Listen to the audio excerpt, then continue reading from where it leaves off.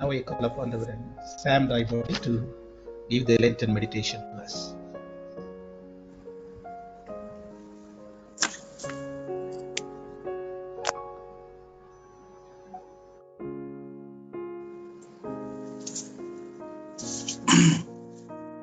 All right. Good evening, everyone. I hope you all are at home, safe and secure. As we all know that we're going to be spending the next 21 days at home, and it's been quite a stressful time. Hope I'm audible, right? Okay. It's been a stressful time, and it's been a time of a lot of agony, and the whole world is crippling with this virus. All right, and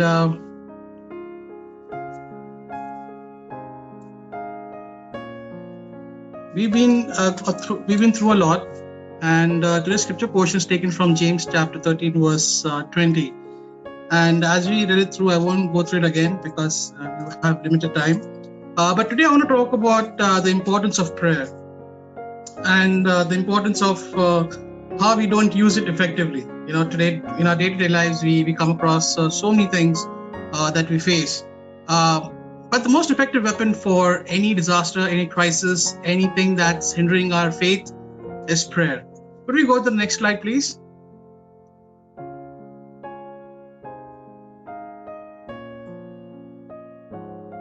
And the next one.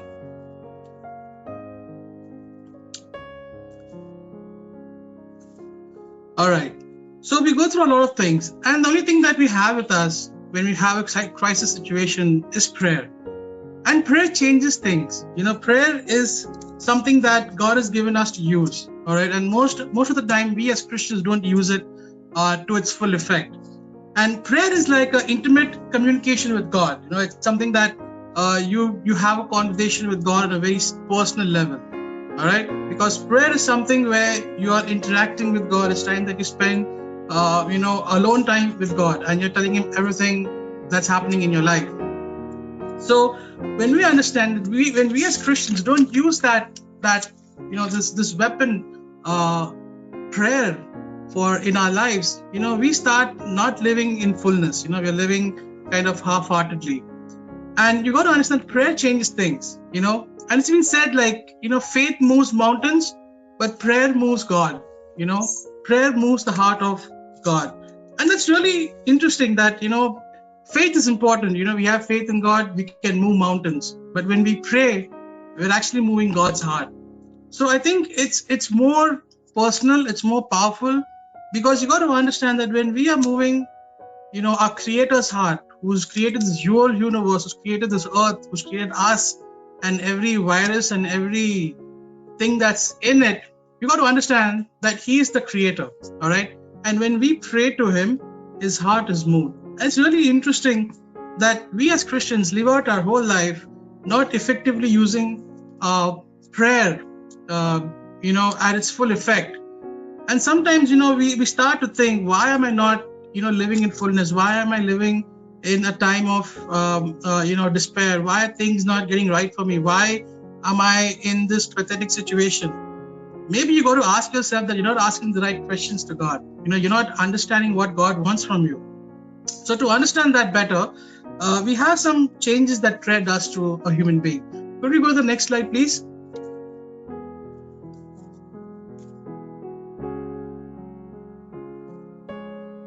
All right, so prayer changes our character, all right? It changes our character. Now, you must be thinking, you know, what is a character, right? It's basically a person that has certain qualities, okay? It's something that we have, you know, which is, if you go to see, everyone has a personality, everyone has their goods and bads, but prayer changes that character. It changes you from within, you know, it gets you purified. You know, because when you confess your sins to God, you know, when you confess all your problems to God, and when you say, God, you know, use me mightily, or you say, God, forgive me for my sins, it changes your character, it changes who you are from inside. So you see a bad person starts becoming good. In simple terms, in very simple layman terms, a bad person that becomes good. So what kind of a man has an effective prayer? What kind of a man has an effective prayer? And it's written in the Bible that you need to be righteous. All right, a righteous man has the most effective prayer. Now, I'm not talking about self-righteous. There's a difference. All right, when I say righteous, I mean you got to understand the meaning of righteous. All right, it comes down to really personal. For example, your conscience, your heart, your conscience should be clear when you pray. All right, because when you pray to God, you got to confess everything. All right, you got to say everything, what is in your heart, what's in your mind, and you got to put it out there. But sometimes in our prayer, we don't confess everything, and our conscience sometimes is not clear. You know it when something's wrong. You know it that you're not being honest with God. So when your conscience is not clear, then your prayer will not be effective. All right. For example, if a person is suffering from an addiction of stealing, all right, he knows he stole something, all right, but unless and until he asks God to forgive him and to remove that sin of stealing or robbery, he can never have a conscious heart. How can he pray for someone else if his heart is not conscious? When his heart is not clean, he cannot pray for others. He cannot pray for anything that's around him. So you got to understand, to pray to God, your heart should be clear. Your conscience should be clear. All right. So what prayer does, it changes your character. So when you confess everything to God, when you say, God, I've been a bad person, but take me out of this wretched place that I am. And when you confess your sins, when you confess everything to God, your character changes. All right. That's when you can pray for other people. That's when you can be effective for other people. If your conscience is not clear, how can you be effective for other people? How could you say that God's going to hear our prayers? So you got to understand that prayer changes our character. It changes how we look at things, especially in times of crisis like as we are right now. All right. Some of you may be saying, oh, we're praying day and night. I think this 21 days being at home is really important to go home and test your character. See where you're lacking. See the small things in your life that you feel are hindering your faith. See the small things that try and make your conscience clear. All right. By the end of the 21 days, try to make your conscience clear. Try to come out of the small things that you're suffering with. We all have that small tweak in our lives that we know is, pricking us. We don't like to talk about it. We don't share it. You might not even share it with your own spouse, but you have that something that's kind of pricking you. So you got to take out that and change your character. This is the time for the church to look deep within itself and see where we are going. We got to reorganize ourselves. We got to revision our thoughts and try to see where are we going. Because church is, if you want to be a good church, your character has to be at the right place. If your character is not at the right place, you can never be a good church. And that's the really important message that has to go out to everyone. Friends, you got to understand the main mission of the church is to win souls for Christ. We are doing everything else but that. We are so busy with all the extracurricular activities of the church, but we don't focus on how many souls we could get to Christ. How many souls could we win? So to do that, to win souls for Christ, we need to change our character. We got to look deep within and remove the sins in our lives that is hindering us. Could we go to the next point? The second thing that changes, that prayer changes, is our faith. All right, it changes our faith. If you read, we read James chapter 5 verses 13 to 20. If you read verse 17 and 18, I'll just read it out. Elijah was a human being. Even as we are, he prayed earnestly that it would not rain, and it did not rain on the land for 3.5 years. Again he prayed, and the heavens gave rain, and the earth produced its crops. Elijah believed that God would answer his prayers. He believed in him.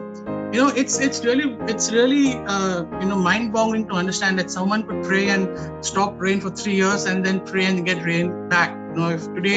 If a person who works for the Met department could understand this, he would be mind blown that can prayer do so much? All right, can prayer do so much? And yes, it does. When we pray, it changes our faith. When we pray for things that are aligned to God's will, when our will is aligned with God's will, that is when you'll see your prayers being answered. It changes our faith. Sometimes you're praying for things that we really don't need. There's when I was in college, I was praying for a sports bike. I said, God, please give me a sports bike. Please give me a sports bike. I'm still waiting for it. I haven't got it as yet. So basically, we got to understand what to pray for. Every day we sit on the table and we're praying for our needs. God, give me a promotion. God, give myself a bigger house. God, give me a good car. God, give my children a good education. God, me. It's not, we're not trying to understand what God wants from us. All right. So we got to reorient ourselves to God's will and not our will. There's a difference. When we do that, our faith will be changed. Because sometimes, we're so dependent on things that are on earth. We're so dependent on things that are on earth. And we're so dependent on the world, that our faith is kind of gets, lagged down. It kind of this goes down. Because you're not praying for the right things. You're praying for everything else, but you're not praying for the right things. We're not praying that, God, let your will be done in my life. God, I know you want me to go places. If supposing you say, God, I want to go to a certain place, but God takes you to somewhere else, you'll be cursing God, be like, God, where you got me? Why you put me here? These are the things we face day and night, and these are the things that come in our lives. So you got to understand that when we cast all our burdens on Christ, when we put all our demands on Christ, it's very important for us to align our will with God's will. If you read 1 Peter chapter 5, verse 7, it says, cast all your cares upon him, for he careth for you. All right, cast all your cares upon him and he cares for you. So you got to put complete faith on your prayers. All right. So when you pray for something, it changes your faith. Your faith can either increase or decrease. All right. Because if you say a wrong prayer, if you pray like as I prayed when I was in college, that God, I want a sports bike, I think your faith will kind of, be low because you're not going to get it. But if you pray like God, if you pray for asking God to do his will in my life and say, God, how can I get closer to you? God, what should I do that gets me more connected towards you? Those are the points that we need to ask. Because, God will give us all the things we need on this earth. He's going to give us everything. He's going to give whatever you need. There's no question about it. But we got to align our will with God's will. Once you do that, then you'll see how God is going to bless you. So once you put all your faith on God, we'll go to the next point. So we turn our cares into our prayers. Our demands becomes a prayer. So we turn our cares into prayer. So through prayer, we basically glorify God, give God control, acknowledge his lordship, and receive his blessing. So you understand, when we glorify God, we're singing praises to him. We're acknowledging him that he is the Alpha, the Omega. And after that, we give God the control, which means aligning your will to God's will. You say, God, use me. God, let your will be done. Once we do that, we give God control of our lives. All right, we are not in the steering wheel. We let God drive the car. And then when we give our complete 100% to God to let him do his will in our life, then we acknowledge that he is our lordship because he's in control. And then when we acknowledge that he is our lordship, we receive his blessings. See, it's very interesting that, many many of the youth, kind of ask like, why isn't God answering my prayers? Why isn't that I'm not getting what I want? Maybe, as I said, align your will to God's will. Simple. Put all your worries on him, not on human being. All right, put it on him and he will do the best for you, which is 100% fact. And pray with zeal. All right. Sometimes we just pray very vague. Our prayers are like, God, our prayers are basically a demand list. It's like, God, I want this, I want this, I want this, I want this. It's like a checklist that we make for ourselves. Try and let's not just be selfish on what we want, but let's ask God what he wants. Okay, let's ask God what he wants us to do in our lives. Once we clear that out, then you'll see your prayers being answered, whatever it is, even if it's a sports bike. I'm still waiting though, but hopefully I get it. But I think with my condition, I can't ride a sports bike, but I still hope so I can get it, so I can donate to someone. So you got to understand that, your prayer should be according to the will of God. When we go to the third point, the next point, prayer changes our vision. All right. Prayer changes our vision. Our understanding is limited to our own vision. So when I talk about vision, if you look at companies like Apple or Dell, if you read their vision statement, it will be mostly like we create the best products and we give the best services and etc. etc. And that's the vision that drives them, right? That's the vision that drives that company because they work in that direction. They work in perfecting on that particular vision. So we got to ask ourselves, what is our vision? What vision are we getting? And to understand that vision, you need to be in prayer. So when we understand God's vision in our lives, when we understand God's will in our lives, automatically our whole understanding is changing. Automatically everything as we perceive starts changing. Because when God gives us His vision, then we live differently. If we live according to our own vision, then we might get successful on this earth. All right, we might get successful on this earth, but it's not, your success is not calculated how much you do on this earth. Success is calculated somewhere else. But you can be really successful according to your own vision on this earth, but you will know that you're lacking in some places where you've not lived your life according to what God wants you to do. All right, I think that's what I'm saying. This is a very personal topic because when you understand your vision, your prayer, your intimacy with God, there are things sometimes that you don't like to talk about.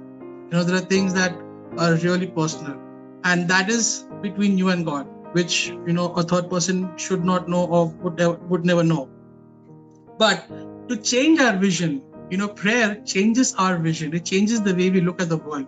It changes the way we live our life. It changes the way we handle a situation. It changes the way how we tackle this crisis of the COVID-19 that's going on. Today I ordered from Swiggy, and this delivery guy just came in my front door, and he was all masked up, gloves, mask and everything. I ordered some food because I was hungry, and apparently they're still serving in Talega Swiggy. The guy looked at my face and he said, "Saab, आपके चेहरे में डर नहीं है, आप एकदम बिंदास हो." I said, why? ये सवाल क्यों पूछा? नहीं साहब, आप मास्क नहीं पहने, ग्लव्स नहीं पहने, आप तो बिंदास बाहर आकर अंदर जा रहे हो. And I said, don't worry यार, ये वायरस तो आते जाते रहते हैं, just live your life.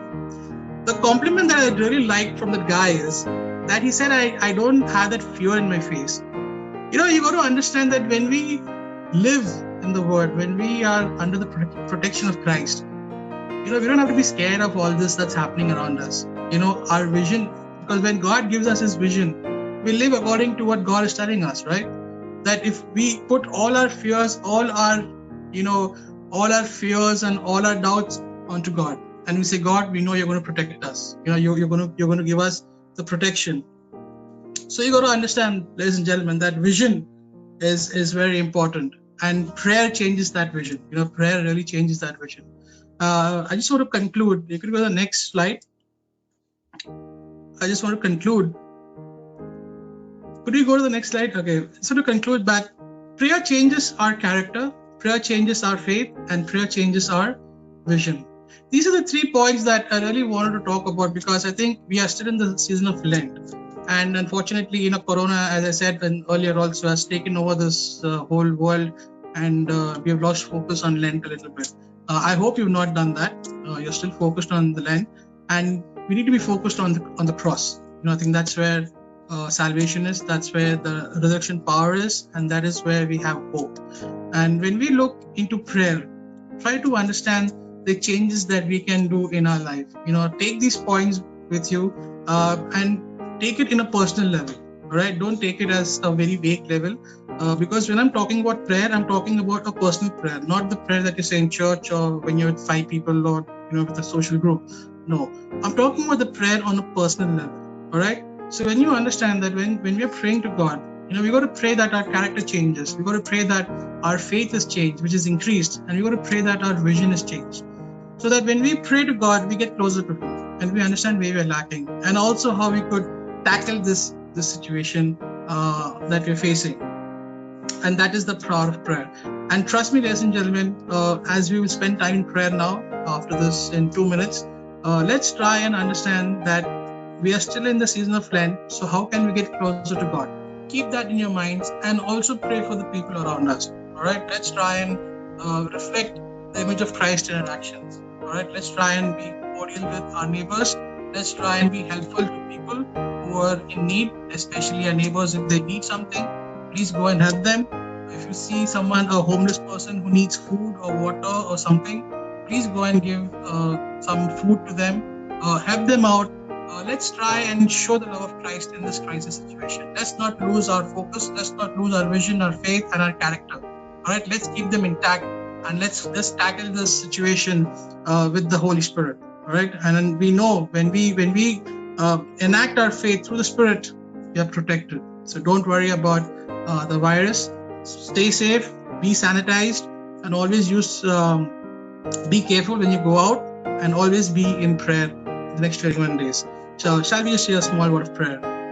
Father, we thank you. We come to you in this period of Lent. Father, we pray that we would understand how we could get intimate with you.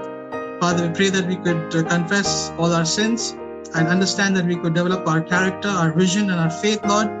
Father, through prayer, you